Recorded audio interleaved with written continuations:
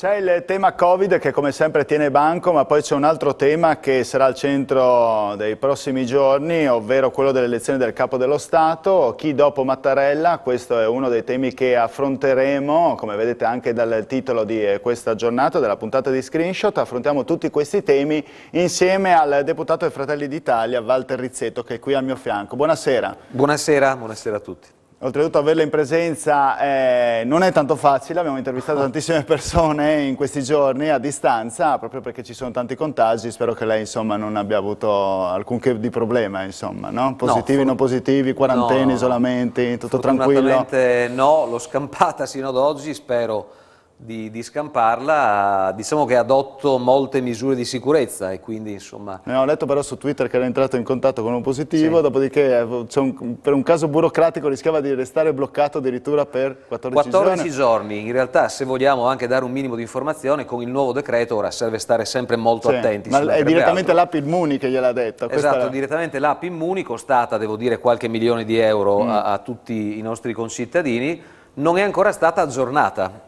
Nel senso che rispetto ed in pancia all'ultimo decreto, ricordiamolo, si dice che chi ha avuto un contatto con un positivo ma ha la terza dose, ad esempio, non deve fare neanche più un giorno di quarantena, deve stare molto attento, ci mancherebbe altro, però l'app Immuni, tanto decantata, e a questo punto è un fallimento completo, non è neanche stata aggiornata, quindi ieri sera l'app Immuni, io dopo ho fatto dei tamponi, fortunatamente sono negativo, però mi ricordava di restare a casa 14 giorni, quindi ho chiamato il sottosegretario al Ministero della Salute e gli ho detto svegliatevi perché evidentemente insomma almeno date una giornata a questi strumenti. Mi pare di aver capito insomma che lei ci tiene a tutti i tipi di precauzione anche con i vaccini, dopo parleremo della posizione anche dei Fratelli d'Italia per quanto riguarda i vaccini, però le chiedo prima di tutto colori, regole, secondo lei sono da rivedere? Oggi si parla tanto di questi colori che sarebbero da annullare.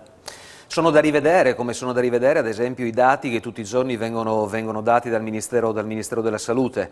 Ora, in questo sono sufficientemente d'accordo con quanto qualche virologo insomma, ha detto anche nelle ultime ore, ovvero cerchiamo di dare dei segnali di positività in un buon senso sotto questo punto di vista.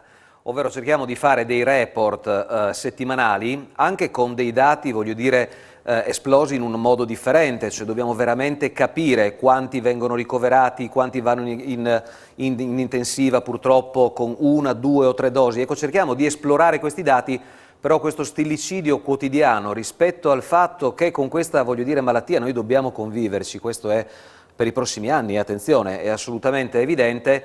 Ecco che anche se Dio vuole con l'arrivo della bella stagione insomma dovremo avere un decalage in termini di casi, dobbiamo cercare di riportare sempre con estrema sicurezza alla normalità il nostro paese e i nostri concittadini. Quindi il sistema di colori va evidentemente rivisto, anche perché vede, un secondo e basta, vi rubo ancora, basterebbe ad esempio un piccolo escamotage, che sarebbe anche un escamotage virtuoso, per far cambiare radicalmente tutto il sistema di colori. Se da domani io ho 100 letti in più in una regione in terapia intensiva, ecco che cambiano tutte le statistiche, cambia anche l'ingresso di una regione in colore giallo, arancione o gli altri colori. Quello che sta facendo un po' anche il Friuli Venezia Giulia, anche se sembra quasi indirizzato alla zona arancione, si sta cercando di riorganizzare gli ospedali. È notizia di oggi anche che c'è lo stop alle attività chirurgiche, quantomeno a Trieste e Gorizia. Lei si trova d'accordo con questo stop delle attività chirurgiche? Il rischio poi di ritrovarci con liste d'attesa infinite? Ne abbiamo già di liste d'attesa infinite, come non soltanto il Friuli Venezia Giulia, ma evidentemente tutte le regioni d'Italia. Mi parlavano di casistiche rispetto ad ospedali, ad esempio su chirurgia della mano, che è una cosa, o del polso, che è una cosa molto delicata, di centinaia e centinaia, sono migliaia di interventi, che non è una cosa grave, ad esempio come una malattia oncologica, ad esempio, però è qualcosa di importante, che però sono molto indietro. E quindi serve evidentemente, però attenzione, in questo caso le regioni devono farsi aiutare e vogliono farsi aiutare, secondo me, dal governo centrale, perché nei confronti della sanità i cosiddetti trasferimenti deve farli lo Stato centrale nei confronti di una regione, anche qualora di una regione a statuto speciale.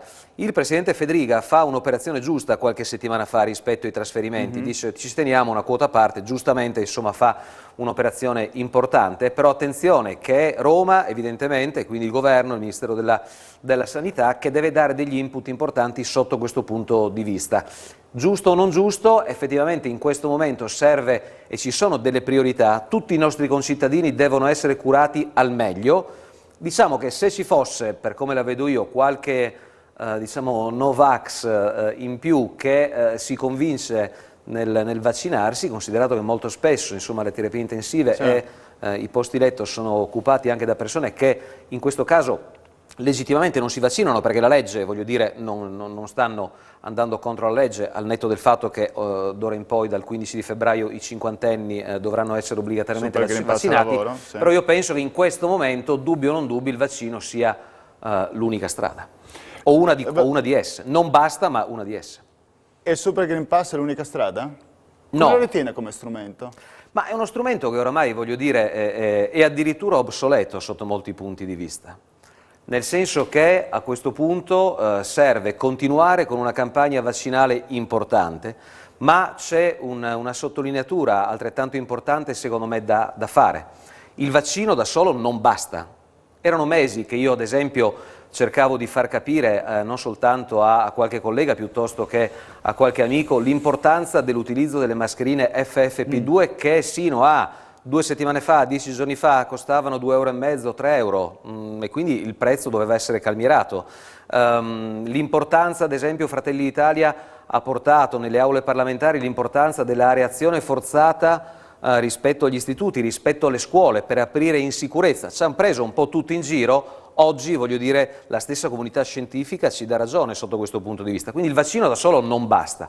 È un grande aiuto sicuramente, molto spesso fa in modo che le persone non vengano ospedalizzate anche in modo grave, però serve fare molto altro. Sotto questo punto di vista non vorrei che si ottenesse addirittura il contrario, ovvero coloro che hanno il Green Pass piuttosto che il Super Green Pass si sentissero in questo caso liberi. Effettivamente, non dico liberi perché questo è un termine un po' forte, però attenzione che quando effettivamente abbiamo grandi voglio dire, assembramenti di persone che sono tutte sicure perché hanno il Green Pass, ecco che forse lì il virus circola ancora, quindi serve sempre comunque un'attenzione da parte di tutti. Il fatto di essere critici sul Green Pass, lei me l'ha spiegato anche, il fatto di essere anche l'opposizione non può far passare l'idea che Fratelli d'Italia sia vicino, ma lei me l'ha anche spiegato, però magari me lo può ribadire, a tutti quei Novax o tutti gli oppositori di questo governo? No, perché noi abbiamo portato le nostre proposte, voglio dire, sono proposte lapalissiane, chiare rispetto alla campagna vaccinale. Abbiamo sempre detto che la campagna vaccinale deve continuare, ci mancherebbe altro, ma come prima ricordato abbiamo detto anche altre cose.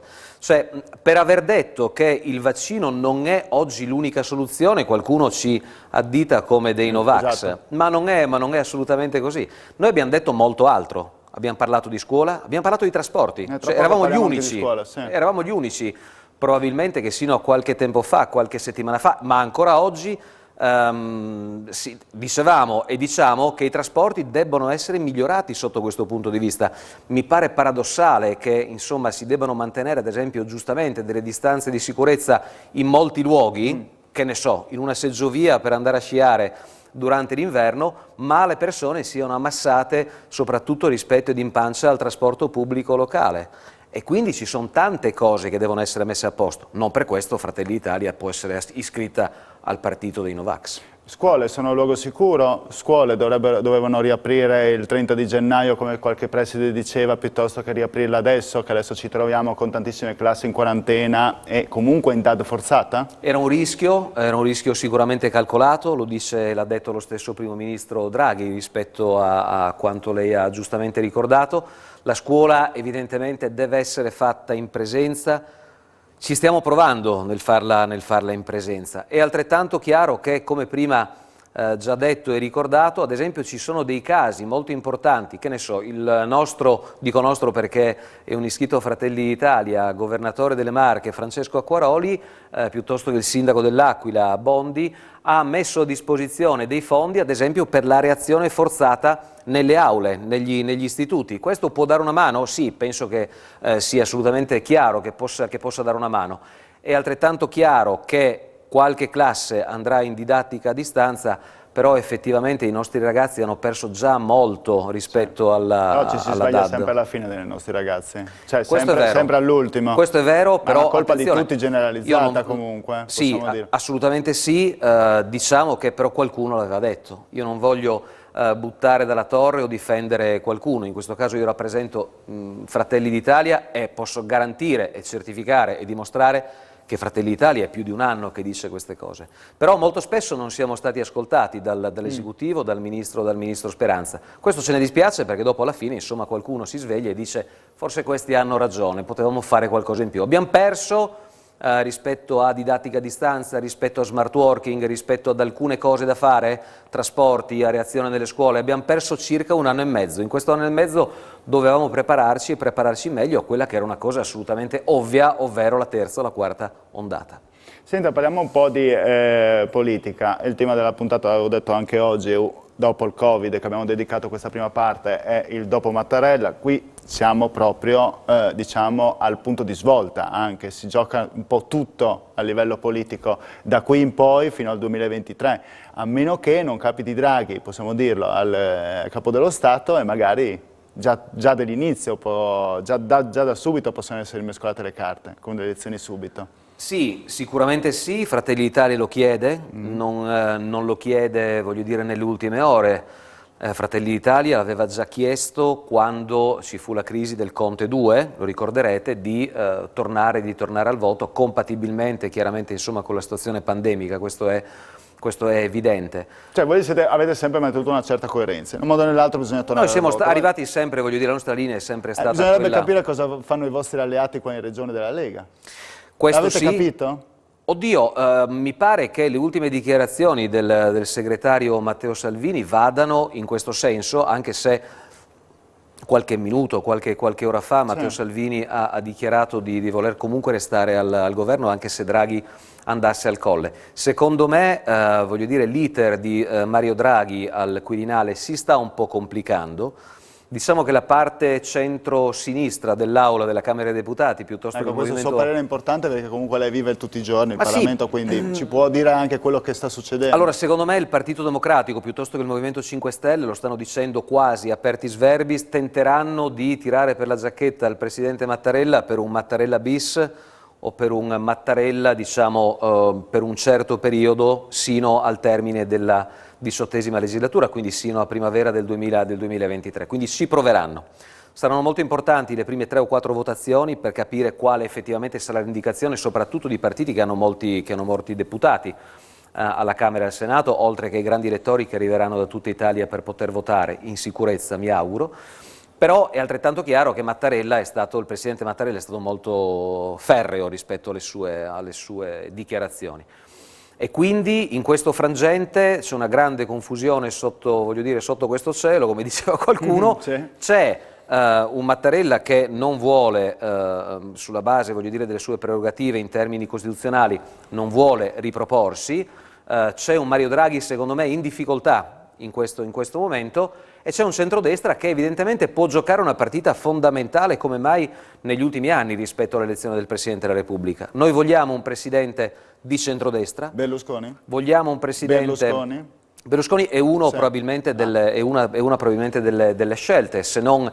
Però attenzione, fra qualche ora... Voglio capire se è il piano A o il piano B, come qualcuno dice, pensiamo al piano B. Per questo però dobbiamo attendere il vertice di centrodestra che si svolgerà fra qualche ora, fra qualche giorno, laddove effettivamente Berlusconi, Meloni e Salvini arriveranno ed usciranno con una dichiarazione ufficiale rispetto alla candidatura o meno di Silvio Berlusconi alla presidenza della Repubblica. È altrettanto chiaro che se Berlusconi si candida a presidente della Repubblica, il centrodestra deve esserci sicuramente, perché è uno schieramento che evidentemente, anche in funzione del fatto che in pancia al prossimo voto politico potrebbe potenzialmente, con buone possibilità, essere uno schieramento compatto per andare a governare il nostro Paese, effettivamente, insomma, il centrodestra deve fare una riflessione molto importante rispetto alla candidatura di Berlusconi. Pubblicità, torneremo tra poco con Walter Rizzetto.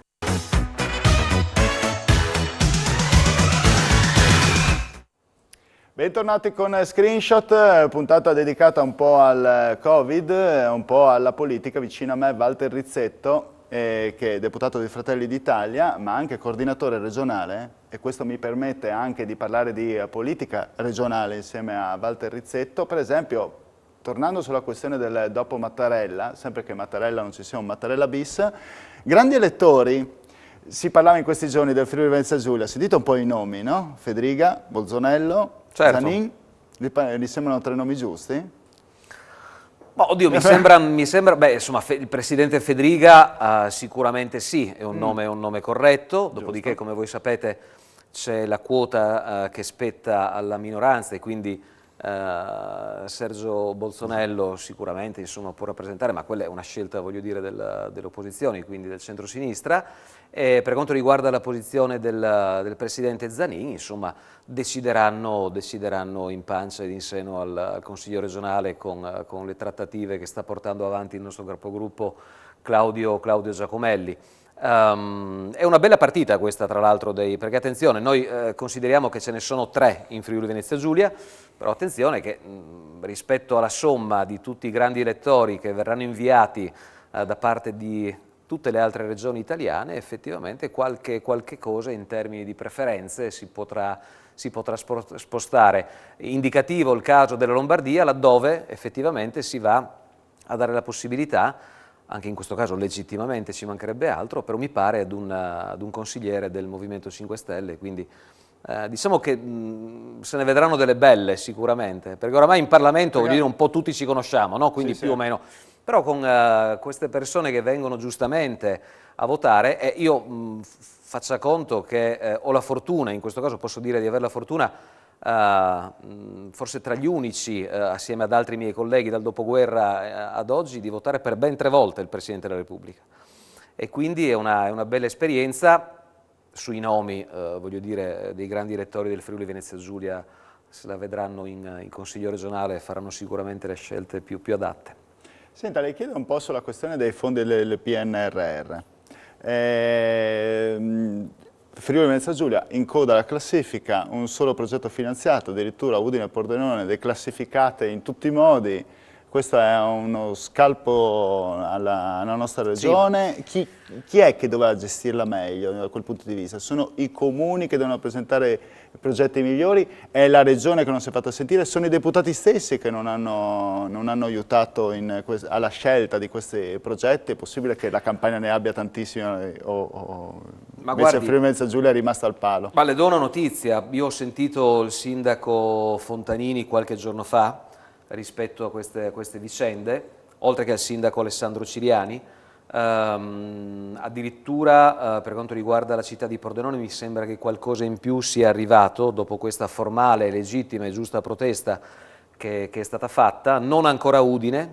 Personalmente io mi sto impegnando nei confronti del governo per cercare di far arrivare qualcosa, ma attenzione, quando dico far arrivare qualcosa non è un qualcosa che uno dice vabbè, faccio arrivare qualcosa tanto per. Ci debbono essere dei progetti che devono essere ben cantierati e cantierabili e poi chiaramente cercare di fare una pressione politica per cercare di portare delle risorse. Il sindaco Fontanini mi ha ringraziato rispetto al fatto di una mia interpellanza parlamentare, perché a questo punto io ho scritto un atto parlamentare sollevando la questione, ritengo che entro qualche giorno il governo mi risponderà su questo atto di sindacato ispettivo perché voglio vederci chiaro sul fatto che comunque Udine e Pordenone hanno presentato, da quello che ho visto io, dei progetti interessanti, ma sono stati esclusi. Ma di che è la colpa allora? Se sono progetti interessanti?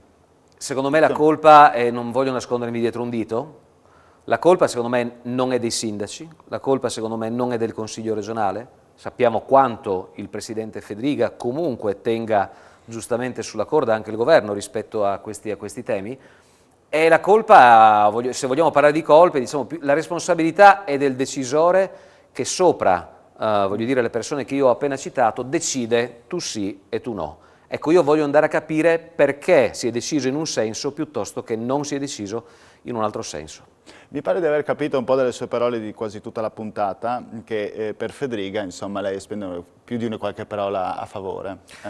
Tra Presidente della Conferenza delle Regioni e da Presidente della Regione, insomma, lei dà il via libera a un Fedriga bis, possiamo già chiamarlo.